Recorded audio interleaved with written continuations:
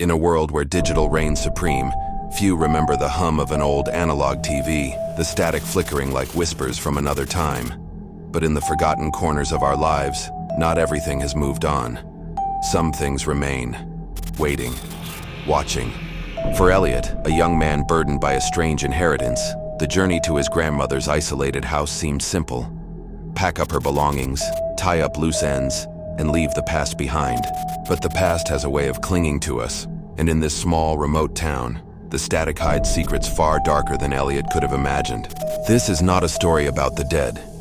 It's about what lingers, what festers in the unseen, and what happens when we dare to listen. So sit back, turn the volume up, and prepare yourself, for some signals are better left unheard.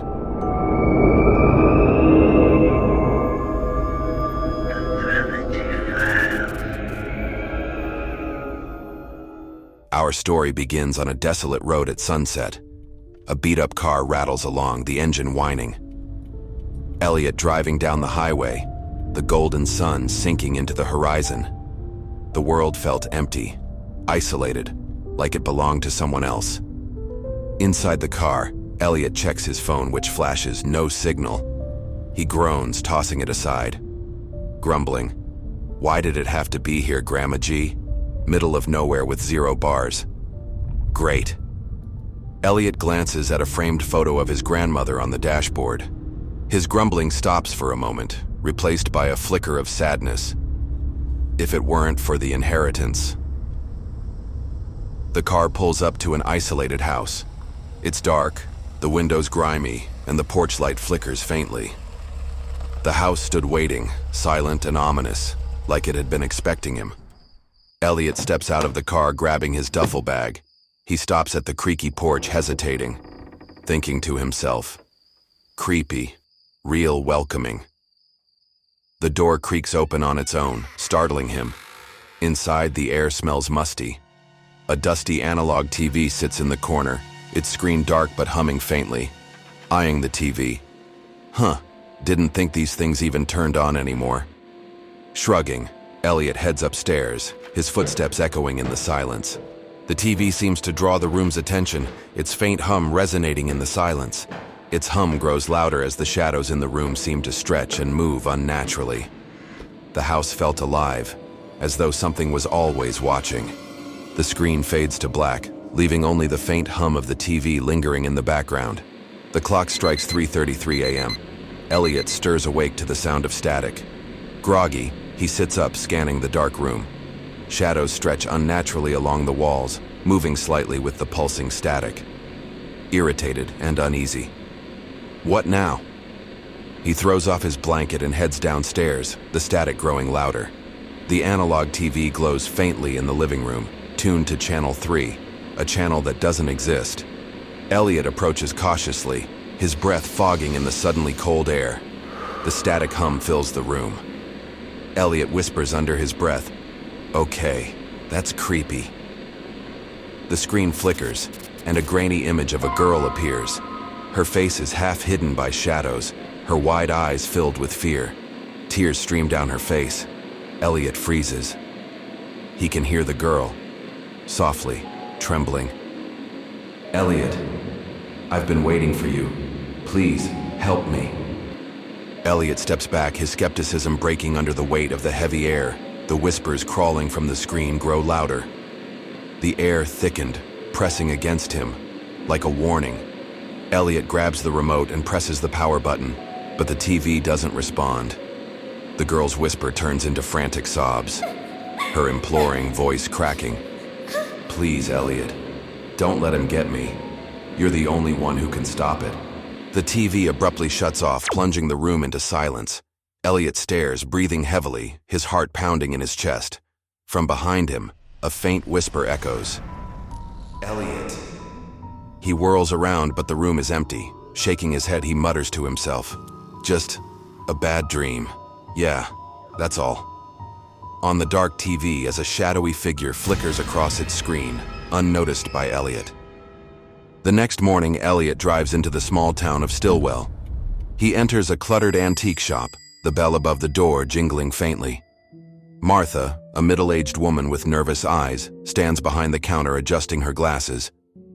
Elliot holding up a photo of the TV. Ever seen one of these still working? It did something weird last night? Martha stiffens, her hands faltering as she looks around the shop uneasily.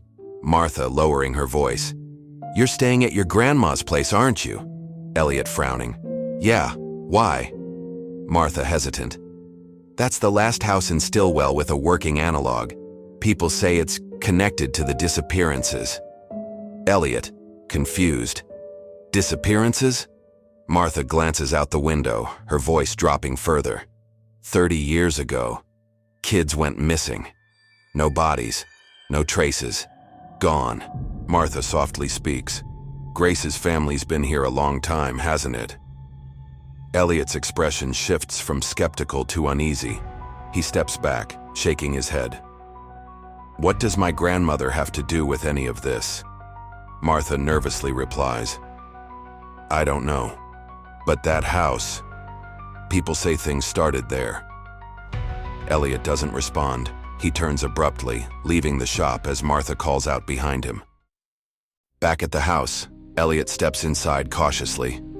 The TV's hum is louder than before, resonating through the quiet space. Shadows dance across the walls unnaturally. The silence, heavy, broken only by the persistent pulsing hum of the TV. Elliot stares at the screen, his unease growing. The glow from the TV seems stronger now, casting eerie patterns across the room. Later that night, Elliot sits in front of the TV with his laptop. The faint hum from the TV grows louder, pulsing like a heartbeat. His fingers tremble slightly as he types, attempting to trace the signal. The glow of the screen cast harsh shadows across his face as he worked, the air around him feeling heavier with each passing second. The screen flickers suddenly, drawing his attention. The girl reappears on the TV, her face more defined but subtly off. Her eyes glow faintly, and her voice carries an unsettling echo. She begins pleading, "You have to help me, Elliot. He's coming." Elliot freezes, his hands hovering over the keyboard. A shadowy figure begins to emerge behind the girl, its claws curling against the edges of the screen. Elliot whispers to himself, "What in the hell was that?" The girl's voice shifts suddenly to a deep guttural growl. Her face twists into a wicked grin as the shadowy figure looms closer. The little girl begins smiling. "Let me out, Elliot. I'll keep you safe." The lights in the house flicker violently. Elliot stumbles back, knocking his laptop to the floor. The TV emits a high-pitched screech, the image shifting rapidly between the girl's pleading face and the demon's snarling visage. Symbols and fragmented images flash on the screen. An old town hall, an occult ritual, children crying, the mayor's face grotesquely twisted. Pieces of the puzzle snapped into place as the truth began to emerge. Elliot completely horrified. It's a trap. All of it. The growling intensifies. The demon's clawed hand stretches out, almost breaching the glass. Elliot grabs a lamp and smashes the TV, the screech cutting off abruptly as silence engulfs the room. Elliot stands amidst the shattered glass, panting heavily. The room is eerily quiet, but the faint hum of the TV persists, growing louder as if mocking him. The silence was deceptive, a calm before the inevitable storm. He turns to leave, but the shards of broken screen begin to glow faintly, casting an unnatural light around the room. Elliot panicking. "No, no, no!" A distorted voice echoes from the shards, sending chills down Elliot's spine. A softly sinister voice calls out, "You've been so helpful, Elliot. I'll make sure we meet again, very soon." The shards begin to spin, forming a swirling vortex of light and shadow. Elliot stumbles back as the room darkens and the air grows heavy with malice. The vortex erupts, shaking the house violently. Elliot bolts for the door, the sound of sinister laughter chasing him as he stumbles outside into the cold night air. The oppressive weight of the house lifted as he escaped, but the faint hum lingered, a haunting reminder that the nightmare wasn't over. He collapses on the ground, gasping for breath, staring at the darkened house. Elliot's phone vibrates in his pocket, startling him. He pulls it out with trembling hands. The screen lights up with a message from an unknown number. The message says, "See you very soon." His horrified expression lingers as the camera zooms in on the glowing screen. The faint static hum returns, and the screen fades to black. The signal was gone, but the shadow remained. The shadow remains. Thank you for tuning in to Whispers in the Veil. We hope you enjoyed this journey into the unknown, where shadows blur the lines between the living and the lingering. If you found yourself on edge or craving more answers, you're not alone. The story doesn't end here. Something still lingers, waiting for its moment to return. Subscribe, leave a comment, and join us for the next episode, where the signal grows stronger, the shadows grow deeper, and the whispers only get louder. Until then, stay curious and stay safe.